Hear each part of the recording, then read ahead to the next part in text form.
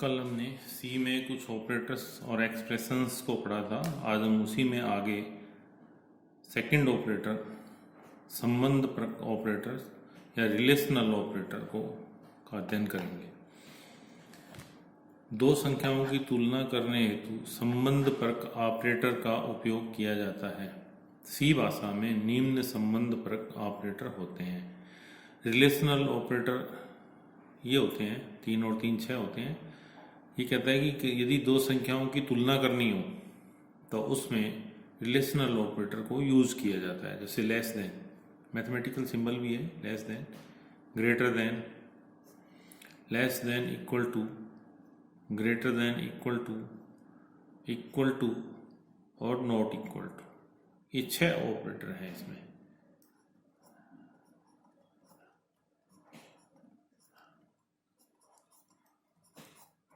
Six operators हैं इसमें। Less than, greater than, less than equal to, greater than equal to, not equal to. ये तो थे इसमें रिलेशनल ऑपरेटर्स। अब रिलेशन एक्सप्रेशंस क्या होते हैं? यदि चरों या अचरों के मध्य किसी संबंधपरक ऑपरेटर हो, कोई संबंधपरक ऑपरेटर हो, तो इस व्यंजक को संबंधपरक व्यंजक या रिलेशनल ऑपरेटर कहते हैं। यदि चर या चरों या अचर या अचरों के मध्य कोई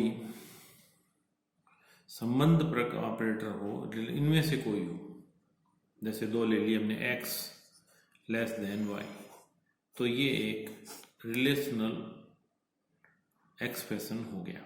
या इस तरह से लगा दें x y, ये भी एक रिलेशनल एक्सप्रेशन हो गया। किन्हीं भी दो चर या अचरों के मध्य संबंधपरक ऑपरेटर हो तो इस व्यंजक को संबंधपरक व्यंजक कहते हैं। यदि चरों या अचरों के मध्य संबंधपरक ऑपरेटर का प्रयोग किया जाता है तो इस प्रकार प्राप्त व्यंजक का मान या तो सत्य होता है या असत्य होता है, क्योंकि इसमें हम दो संख्याओं की तुलना करते हैं। या तो x y से बड़ा होगा या x y से छोटा होगा, तो ये या तो ट्रू होगा या फॉल्स होगा। तो यदि दो संख्याओं के, दो चरों के, दो अचरों के मध्य संबंधपरक ऑपरेटर हैं तो उसमें हम दोनों की तुलना करते हैं तो उसका रिजल्ट या तो सत्य आएगा या असत्य आएगा। जैसे इसमें एग्जांपल्स में कुछ दे रखा है, संबंधपरक व्यंजक दे रखे हैं इसमें।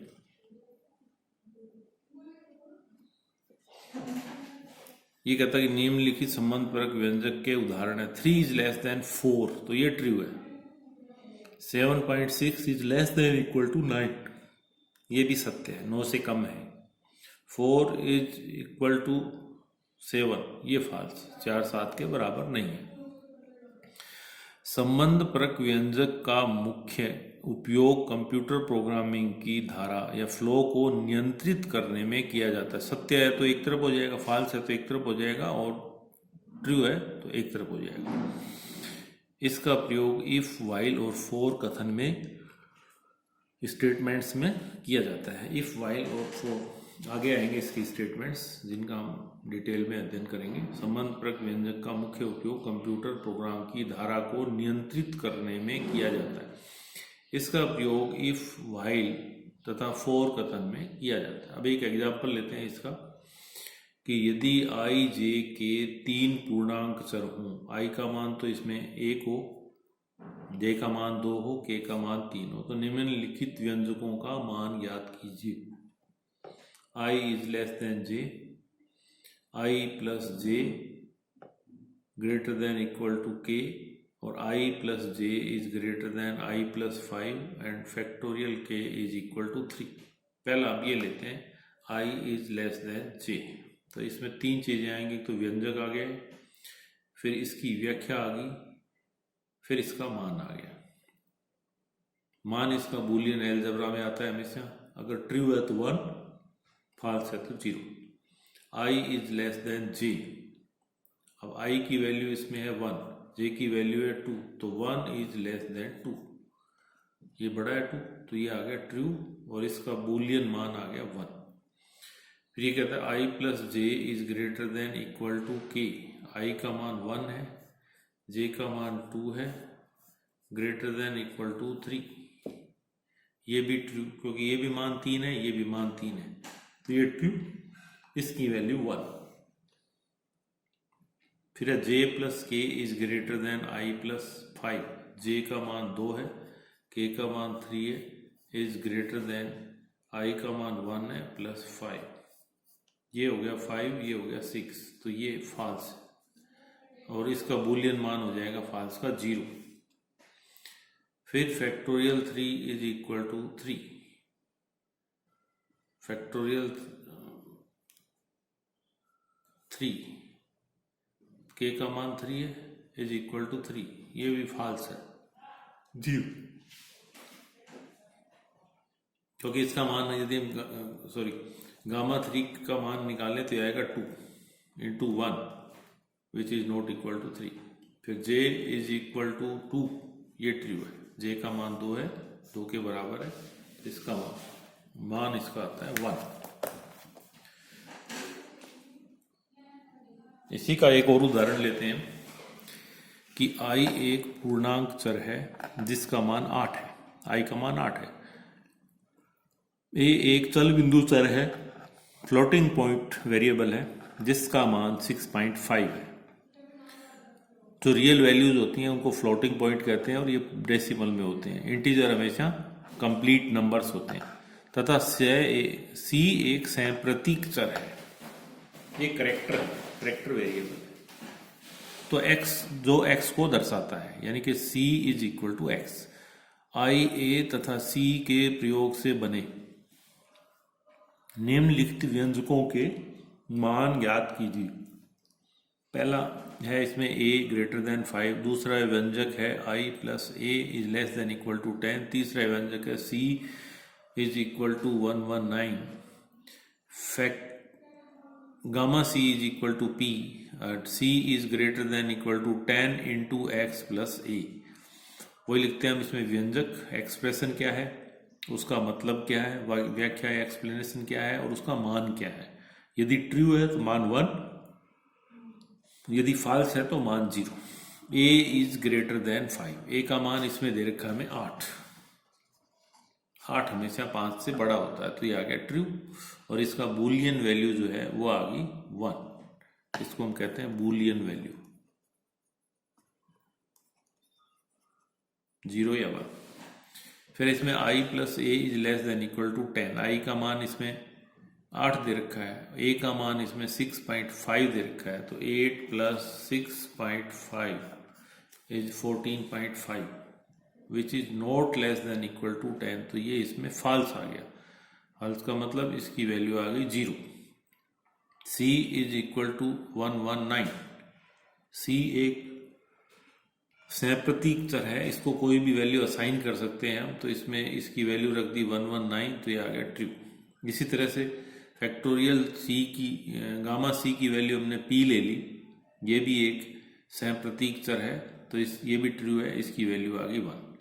अभी कहते हैं c is greater than equal to 10 into I plus a, c की वैल्यू, c तो एक संप्रतीक चर है, is greater than equal to 10 into I का मान 8, a का मान 6.5, ये आ जाएगा 145।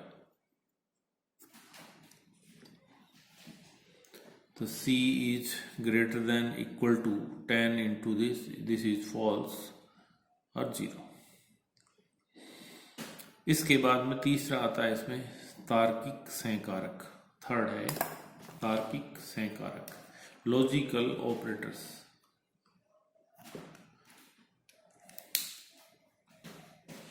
लॉजिकल ऑपरेटर्स में है तार्किक ऑपरेटर द्वारा दो श्रेणियों वाक्यों के मध्य तर्क संबंध को जांचा जाता है। उसमें तो दो की तुलना की जाती थी पहले वाले में, संबंध परक में। इसमें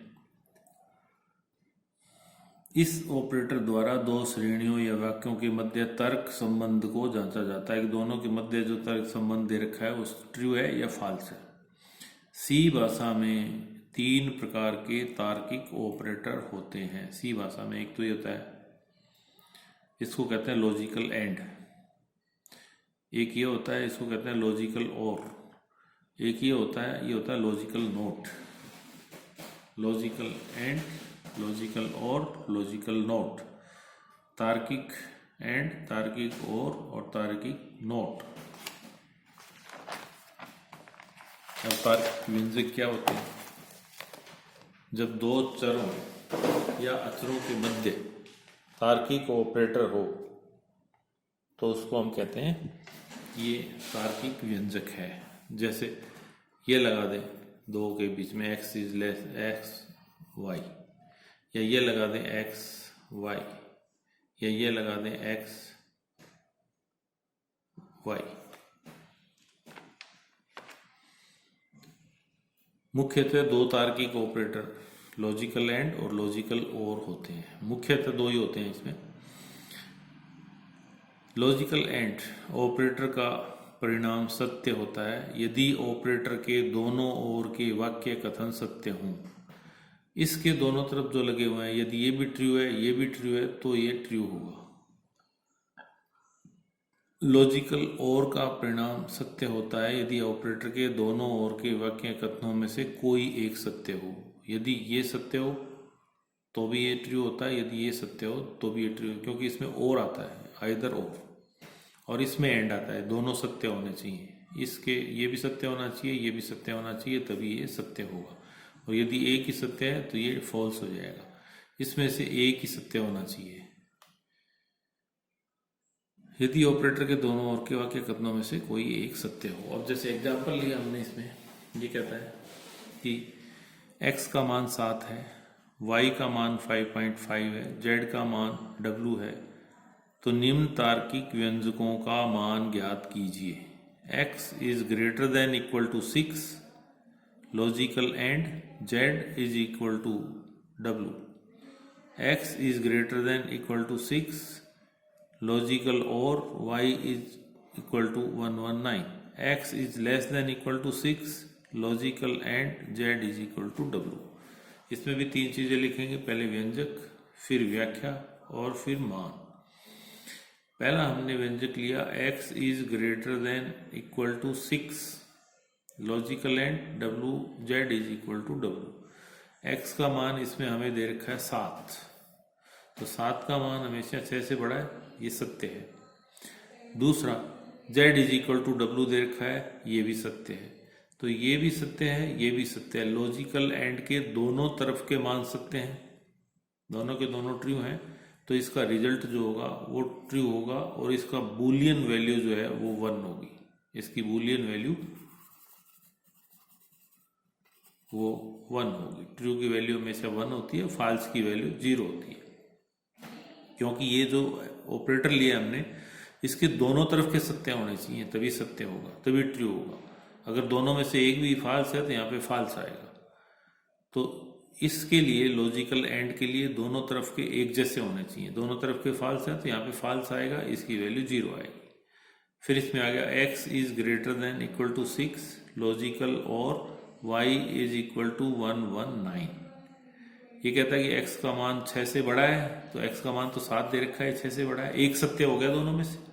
अब ये सत्य हो चाहे नहीं हो तो ये ट्रू होगा और इसकी लॉजिक बूलियन वैल्यू 1 होगी। इस ऑपरेटर में लॉजिकल और में एक तरफ का मान ट्रू होने से ही पूरी वैल्यू ट्रू होती है। तो ये इसमें और इसमें दोनों तरफ की वैल्यू ट्रू होनी चाहिए, तो ये दोनों वैल्यू ट्रू थी तो ये ट्रू हो गया। फिर इसमें ये वैल्यू ट्रू होगी तो ये ट्रू हो गया।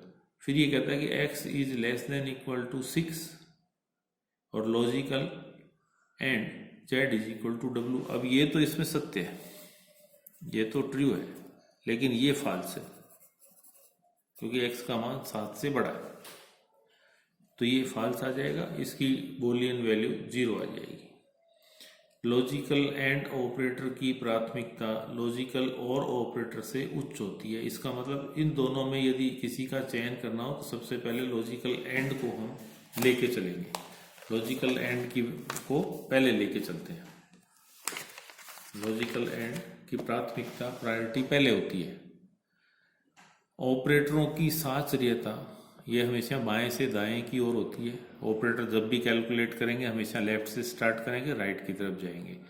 तार्किक ऑपरेटरों में तीसरा ऑपरेटर लॉजिकल नोट होता है, तार्किक जो कि तार्किक व्यंजक का मान ऋणात्मक कर देता है। जो भी मान आ रहा है इसका उसको नेगेटिव कर देता है। इस ऑपरेटर की साचर्यता दाएं से बाएं होती है। इसको हम हमेशा राइट से लेफ्ट देखते हैं। तार्किक व्यंजक का मान सत्य या असत्य में आता है। इन मानों का बूलियन मान 1 तथा 0 में दर्शाया जाता है। यदि ट्रू हो तो 1 और यदि फॉल्स है तो 0। तार्किक व्यंजक में गणना का क्रम, अब देखते हैं कि लॉजिकल जो एक्सप्रेशन है उसमें किस से किस तरफ करते हैं। गणना हमेशा ही लेफ्ट से राइट करेंगे हम। तार्किक व्यंजक में भी गणना करते समय सबसे पहले कोष्टक इनर मोस्ट पैरेंथेसिस, अगर डिनोमिनेटर में है तो सबसे पहले डिनोमिनेटर को, अदरवाइज जो इनर मोस्ट पैरेंथेसिस है, ब्रैकेट है, कोष्टक है, उसका मान पहले कैलकुलेट करते हैं, का मान ज्ञात किया जाता है। पूरे तार्किक व्यंजक में गणना का क्रम निम्नानुसार होता है। पहले इसमें अंक गणितीय व्यंजक की गणना करते हैं, फिर इसमें संबंध परक व्यंजक की गणना करते हैं, फिर तार्किक ऑपरेटर, लॉजिकल एंड, फिर लॉजिकल और फिर लॉजिकल नोट।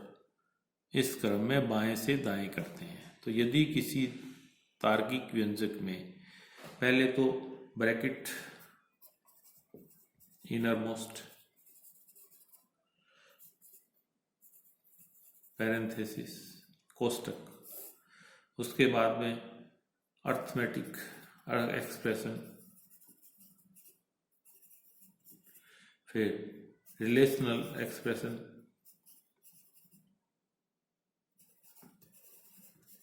फिर लॉजिकल ऑपरेटर ये और ये, और करेंगे हमेशा लेफ्ट से राइट। ये कैलकुलेट करते हैं।